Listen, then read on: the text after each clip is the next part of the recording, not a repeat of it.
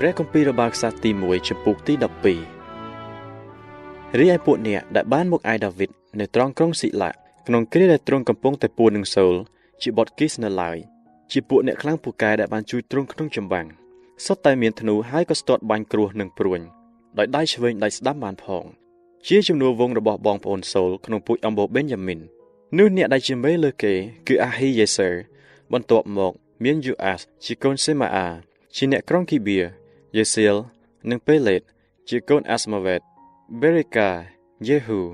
ជាអ្នកក្រុងអាណាថោតយីស្មាយ៉ាជាអ្នកក្រុងគីបៀតដែលជាមនុស្សខ្លាំងពូកែក្នុងពួក30នាក់នោះហើយជាមេលើគេនិងយេរេមីយ៉ាហាសៀលយូណាហានយូសាបាតជាអ្នកស្រុកកេដេរ៉ាអេលូសាយយេរីម៉ូតផ្អាលីសេម៉ារីយ៉ាសេផាធាជាអ្នកស្រុកហារ៉ូបអែលកាណាយីសយ៉ាអាសារៀលយូអេសឺយ៉ាស៊ូបៀមជាពួកកូរ៉េហើយយូអេឡានិងសេបាឌីជាកូនយេរ៉ូហាំជាអ្នកស្រុកកេដាវក៏មានមនុស្សក្នុងពួកកាត់បានញែកខ្លួនទៅខាងដាវីតក្នុងទីពំនួននៅទីរហោស្ថានគេសុទ្ធតែជាមនុស្សខ្លាំងពូកែមានចិត្តក្លាហានហើយស្ទាត់ក្នុងចម្បាំងក៏ចេះប្រើទាំងខែលនិងលំពែងគេមានមុខដូចជាមុខសឹងហើយក៏រហ័សដូចជាឆ្លុះនៅលើភ្នំនោះគឺអេសឺជាមេអូបាឌីជាទី2អេលៀបជាទី3មីសម៉ាណាជាទី4យេរេមីជាទី5អាថាយជាទី6អេលៀលជាទី7យូហាណានជាទី8អែលសាបាតជាទី9យេរេមីជាទី10ម៉ាបាណៃជាទី11ពួកកូនចៅកាត់ទាំងនោះសុទ្ធតែជាមេលើពលតបឯអ្នកដែលខ្សោយជាងគេនោះក៏ស្មើនឹង100នាក់ហើយអ្នកដែលខ្លាំងជាងគេក៏ស្មើនឹង1000នាក់នេះជាពួកអ្នកដែលបានឆ្លងទន្លេយ៉ូដាននៅខែចែកក្នុងវេលាដែលទន្លេបានឡើងលេចច្រាំងទាំងអស់រួចគេច្បាំងនឹងពួកមនុស្សនៅច្រកភ្នំទាំងអស់នៅខាងកើតនិងខាងលិចផងក៏បំបាក់ទ័ពឲ្យគេរត់ទៅក៏មានពួកកូនចៅបេនយ៉ាមីននិងយូដាមកអាយដាវីតនៅទីពំនួននោះដែរអាយដាវីតទ្រង់ចេញទៅទទួលគេដោយព្រះបន្ទូលថាបើអ្នករាល់គ្នាបានមកដោយមេត្រីដើម្បីនឹងជួយខ្ញុំពិតនោះចិត្តខ្ញុំនឹងមួយជាប់នឹងអ្នករាល់គ្នាតែបើសិនជាមកដើម្បីក្បត់បញ្ជូនខ្ញុំដល់ពួកខ្មាំងសត្រូវដែលខ្ញុំគ្មានធ្វើខុសអ្វីឡើយនោះសូមឲ្យព្រះនៃពួកអាយកោយើងរាល់គ្នាតូចមើលផងហើយកាត់សម្រេចចោះព្រះវិញ្ញាណក៏មកសន្ធិដ្ឋនៅលើអាស្មាសាយជាមេលើពួក30នាក់ហើយលោកទូលថាអោដាវីតអើយយើងខ្ញុំរាល់គ្នាជារបស់ផងលោកអោកូនអ៊ីសាយអើយយើងខ្ញុំកាន់ខាងលោកហើយសូមឲ្យលោកបានប្រកបដោយសេចក្តីសុខចម្រើនព្រមទាំងពួកអ្នកដែលជួយខាងលោកផងត្បិតព្រះនៃលោកទ្រង់ជួយដល់លោកដូច្នេះដាវីតក៏ទទួលគេហើយតាំងគេឡើងឲ្យធ្វើជាមេលើកងទាហានក្នុងពួកម៉ាណាសេក៏មានអ្នកខ្លះរវិតមកចូលខាងដាវីតដែរគឺក្នុងវេលាដែលទ្រង់ចេញទៅដើម្បីច្បាំងនឹងសូលជាមួយនឹងពួកភីលីស្ទីនតែមិនបានជួយគេទេពីព្រោះពួកមេរបស់សាសភីលីស្ទីនគេបានពិគ្រោះគ្នារួចបង្គាប់ឲ្យទ្រង់ទៅវិញដោយថាក្រែងវារវិតចេញទៅខាងសូលជាចវាយវាហើយនាំឲ្យអន្តរាយដល់ក្បាលយើងវិញដូច្នេះកំពុងតែទ្រង់វិលទៅឯក្រុងស៊ីឡាវិញនោះមានពួកម៉ាណាសេខ្លះចូលខាងទ្រង់គឺអាត់ណាយូសាបាតយេឌីអែលមីកែលយូសាបាតអេលីហ៊ូនិងស៊ីលថាយដែលសុទ្ធតែជាមេលើទ័ពនៃពួកម៉ាណាសេ1000នាក់អ្នកទាំងនោះក៏ជួយដាវីតទាស់នឹងពួកចៅត្បិតសុទ្ធតែជាមនុស្សខ្លាំងពូកែមានចិត្តក្លាហាន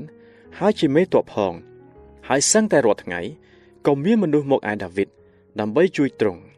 ដរាបដល់មានពួកទ័ពយ៉ាងសន្ធឹកគឺដូចជាពួកពលនៃព្រះឯពួកមេទ័ពទាំងប៉ុន្មានជាអ្នកកាន់គ្រឿងសស្ត្រាវុធដែលមកអាយដាវីតនៅក្រុងហេប្រុនដើម្បីនឹងបង្វែររាជរបស់សូលមកអាយដាវីតវិញតាមព្រះបន្ទូលនៃព្រះយេហូវ៉ានោះមានចំនួនដូចកត់ទុកខាងក្រោមនេះគឺពួកកូនចៅយូដាដែលកាន់ខែលនិងលំពែងប្រងនឹងទៅច្បាំងហើយនោះមាន6800នាក់ខាងពួកកូនចៅស៊ីមៀននោះមានពួកមនុស្សខ្លាំងពូកែសម្រាប់ចេញទៅច្បាំង7100នាក់ខាងពួកកូនចៅលេវីមាន4600នាក់ហើយយេហូយ៉ាដាជាមេពួកវងអេរ៉ុនក៏មាន3700នាក់មកជាមួយនឹងលោកដែរហើយមានសាដុកជាមនុស្សកំឡោះខ្លាំងពូកែមានចិត្តក្លាហានព្រមទាំងមេទ័ព22នាក់មកពីជំនួសវងរបស់ឪពុកលោកផងខាងឯពួកកូនចៅបេនយ៉ាមីនជាបងប្អូនសូលនោះមាន3000នាក់ត្បិតដរាបដល់គ្រានោះ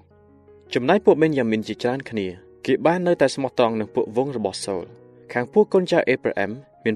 28000នាក់ សតតែជាមនុស្សខ្លាំងពូកែមានចិត្តក្លាហានដែលមានល្បីឈ្មោះនៅក្នុងចំនួនវងរបស់ឪពុកគេខាងឯពូជអម្បូរម៉ាណាសេមួយចំហៀងនោះមាន 18000 នាក់ដែលបានតម្រូវឲ្យឈ្មោះឲ្យមកតាំងដាវីតឡើងជាស្ដេចខាងពួកកូនចៅអ៊ីសាខានោះមានមនុស្សដែលស្គាល់សម័យអាចនឹងដឹងជាសាសអ៊ីស្រាអែលត្រូវធ្វើយ៉ាងណាឯអ្នកដែលជាប្រធានក្នុងពួកគេនោះមាន200នាក់ហើយពួកបងប្អូនគេក៏ទទួលតាមបង្គាប់គេទាំងអស់ខាងពួកសាប់យូលូនមាន 50000 នាក់ដែលអាចនឹងចេញទៅច្បាំងសុទ្ធតែមានគ្រឿងសស្ត្រាវុធគ្រប់មុខហើយគេប្រុងប្រៀបទៅច្បាំងនៅចិត្តស្មោះខាងពួកណៃបថាលីមានមេទ័ព 1000 នាក់ហើយមាន 37000 នាក់ដែលកាន់ខែលនិងលំបែងមកជាមួយនឹងគេដែរខាងពួកដានមាន 28600 នាក់ដែលថ្នាក់ច្បាំងហើយខាងឯពួកអេសឺនោះមាន 20000 នាក់ដែលអាចនឹងចេញទៅជាមួយនឹងពលទ័ពជាមនុស្សថ្នាក់ច្បាំងដែរឯខាងនេះទន្លេយ៉ូដានក្នុងពួករ៉ូបេនពួកកាតនិងពួកអម្បូរម៉ាណាសេមួយចំហៀងនោះមានចំនួន 120,000 នាក់ដែលមានគ្រឿងច្បាំងគ្រប់មុខពួកនេះទាំងនោះដែលសុទ្ធតែជាមនុស្សថ្នាក់ច្បាំងក៏មកឯដាវីតនៅត្រង់ក្រុងហេប្រុនដោយចិត្តស្មោះត្រង់ដើម្បីនឹងតាំងទ្រង់ឡើងឲ្យធ្វើជាស្ដេចលើសាសអ៊ីស្រាអែលទាំងមូលហើយពួកអ៊ីស្រាអែលឯទៀតទាំងប៉ុន្មានក៏ស្រស់ចិត្តគ្នានឹងតាំងដាវីតឡើងជាស្ដេចដែរគេនៅទីនោះជាមួយនឹងដាវីតដោយការលៀងលោមគ្នាអស់3ថ្ងៃត្បិតពួកបងប្អូនគេបានរៀបចំឲ្យមួយទៀតពួកណាដែលនៅចិត្តល្មមត្រឹមពួកអ៊ីសាខាពួកសាប់យូលូននិងពួកណៃបថាលីគេក៏យកស្បៀងអាហារផ្ទុកលើសត្វលាអូតលាកាត់និងគោមកដែរគឺជានំប៉័ងផែលវាក្រៀមចង្កោមទំពាំងវ៉ាជូស្រាទំពាំងវ៉ាជូប្រេងគោហើយនឹងជៀមយ៉ាងសន្ធឹកត្បិតមានសេចក្តីអំណរអនៅក្នុងពួកអ៊ីស្រាអែល